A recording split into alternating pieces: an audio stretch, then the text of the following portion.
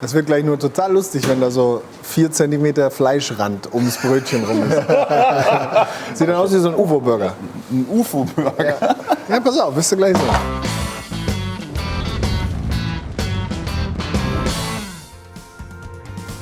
Herzlich willkommen zu einer neuen Folge Dennis kocht.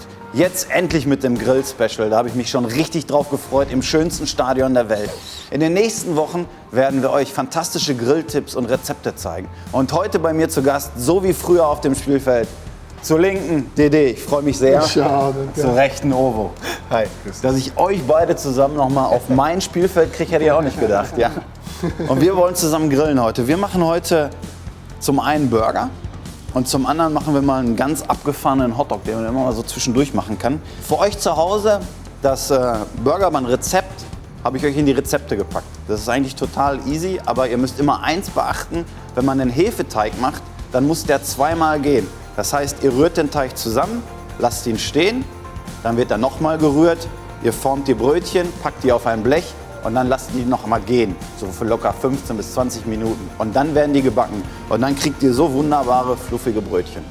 Wir starten auch direkt und zwar, wie sicher bist du am Messer? Am Ball weiß ich es, aber beim Messer weiß ich nicht. Ja, beim Messer lieber nicht so 100%. Nicht so 100%, das passt wunderbar. Wir beide machen die Zwiebel und zwar machen wir zu unserem Hotdog machen wir eine Zwiebelmarmelade, schön mit Rotwein, ja, kochen die ein. Das heißt, wir brauchen die nur einmal halbieren. Schneiden wir hier den Strunk so ein bisschen weg und dann schneiden wir die einfach runter in Streifen. Ja. Okay?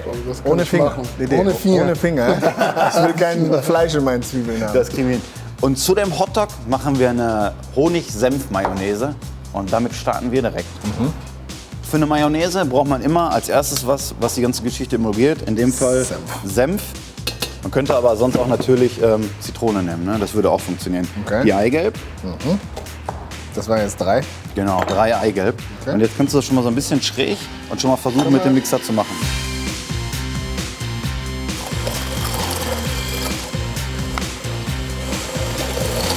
Hier brauchen wir natürlich Flüssigkeit und wir wollen ja Honigsenf, deswegen machen wir da ein bisschen Honig dazu. Okay. Wie viel von dem denn?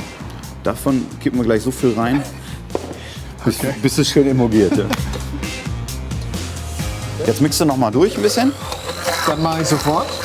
Und dann geben wir ganz langsam das Olivenöl rein.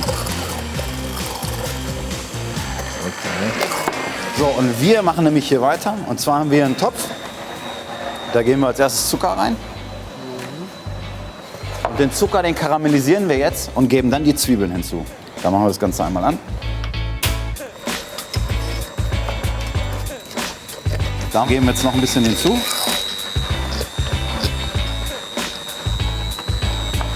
Und jetzt merkt man schon, wie das richtig dick wird. Ja.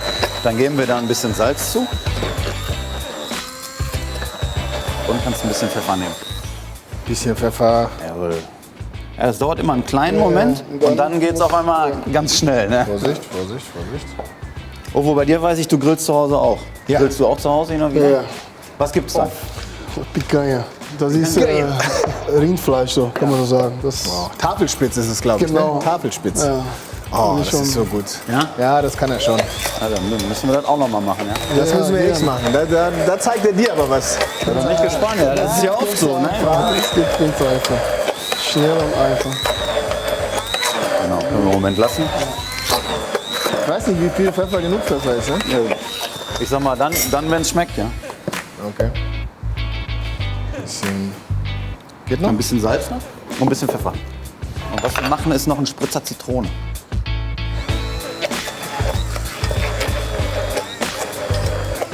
So, das sieht gut aus. Der Zucker fängt langsam an zu schmilzen. Das heißt, du kannst die Zwiebeln da reinwerfen.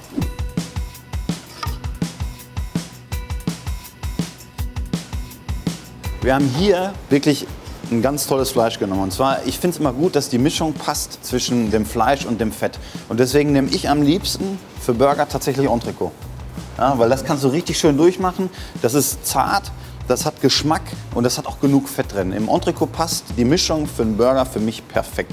Und dann ist immer ganz wichtig, das Fleisch nicht zu fein wolfen. Wenn man so ganz feines Hackfleisch nimmt, das ist kein Burger. Umso gröber der ist, umso mehr Geschmack hat der, umso besser ist der. Auch ein Tipp, wiegt euch das Fleisch vorher ab. Ich sage immer so, für einen Burger-Patty zwischen 150 und 180 Gramm ist perfekt. Und dann einmal richtig schön platt drücken und ab auf den Grill. Deswegen, ich habe eine Waage mitgebracht. Ja. Wenn du uns schöne Bällchen hier mal machst, Also was hast du gesagt? 100? 150, 180 ungefähr. Wie beim Supermarkt des Vertrauens an der Theke. Das läuft auf jeden Fall. Hier sieht super aus, guck mal. Hier sieht man richtig, wie der Zucker die Zwiebel ummantelt hat. Und jetzt machen wir Folgendes, wir geben hier noch ein Lorbeerblatt dran. Und dann gießen wir das Ganze mit Rotwein auf.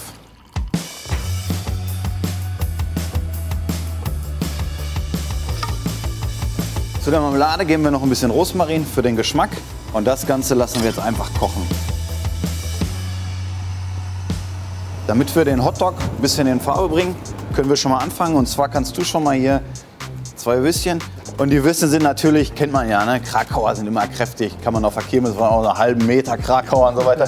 Deswegen, wir halbieren die einmal durch, damit die gleich besser ins Brötchen packen. Und die kannst du gerne schon mal auf den Grill schmeißen. Zange liegt daneben. Ja. Und wie schaut's? Aber ich würde sagen, Ja, du kannst auch an der Wursttheke anfangen, ne?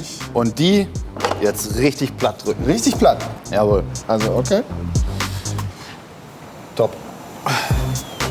Ja, hätten wir das alles einölen. Ah, da ist er. Ja. Ah, der zieht sich noch ein bisschen zusammen. Bist du sicher? Warte mal, ganz kurz. Passt. Brötchen zum Patty passt. So. Oh, sieht das gut aus. Beim Grillen fragt man sich ja oft, vorher würzen, nachher würzen. Wie machst du es, wenn du grillst?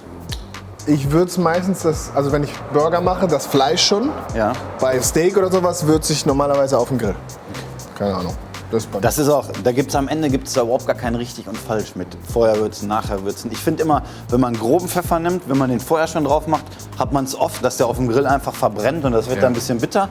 Deswegen mache ich Pfeffer und gerade Meersalz gerne hinterher drauf. Aber bei den Burgern, wenn man die vorher ein bisschen salzt, dann hält sogar das Fleisch besser zusammen. Aber das kann man nach eigenem Interesse. Du kannst gerne auf den Grill legen. Okay. Der ist an, der hat voll Power. Und was wir machen ist, wir schneiden jetzt schon mal noch ein bisschen was für die Burger. Genau. Die Würstchen kannst du schon mal drehen. Ah, die riechen. Ich mag ja das Schönste beim Grillen ist ja auch immer wieder das Der Riecht Geruch, alles, ne? ja sicher. Der Wahnsinn, ne?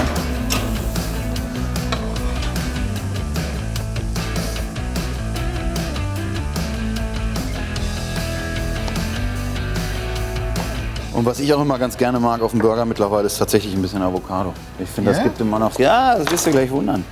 Okay. Das kommt richtig gut rüber.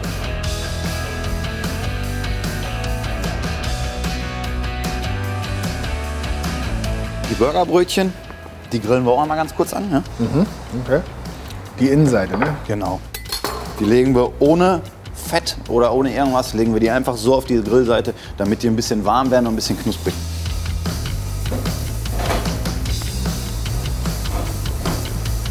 Was hat unsere Wurst? Jo. Jo. Spaß. Welche Wurst? Hat er schon vergessen. Oh, das sieht aber gut Das aus. geht noch. Ja, die sind super. Die brauchen einen kleinen Augenblick.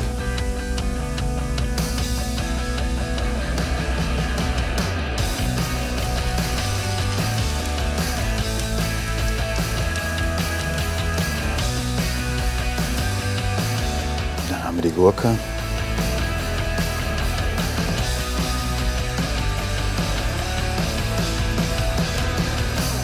Das sieht doch schon mal ganz gut aus. Das wird gleich nur total lustig, wenn da so 4 cm Fleischrand ums Brötchen rum ist. Sieht dann aus wie so ein UFO-Burger. Ein UFO-Burger. Ja, pass auf, wirst du gleich sehen. Oh, schaut euch das an. Oh. Da ist das erste UFO. Hier, Fleisch ist mein Gemüse, ja. so sieht's aus. Wunderbar. Okay, was man hier jetzt sieht, ist, man sollte auf jeden Fall vorher einmal schauen, wie groß ist mein Brötchen geworden und dann dementsprechend das Fleisch ein bisschen anpassen. Also für mich braucht ein Burger auch nicht unbedingt eine Soße, weil wenn man so gutes Fleisch hat, dann ist es einfach fantastisch. Jungs, greift zu. Danke. Dankeschön. Oh Was soll ich sagen? Ah, ja, Wow. ja, ja.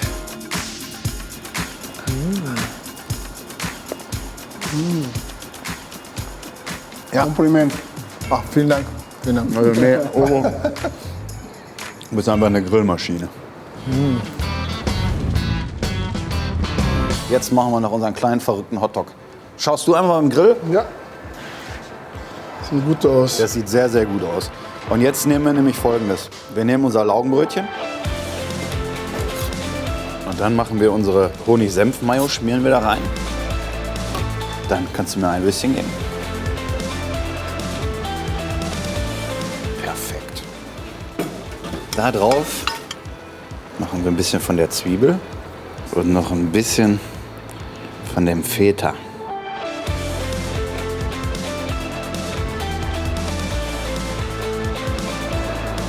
Da drauflegen. Einmal für dich. Dankeschön. Der ist für dich. Ach, danke. Das sieht doch fantastisch aus, oder? Boah.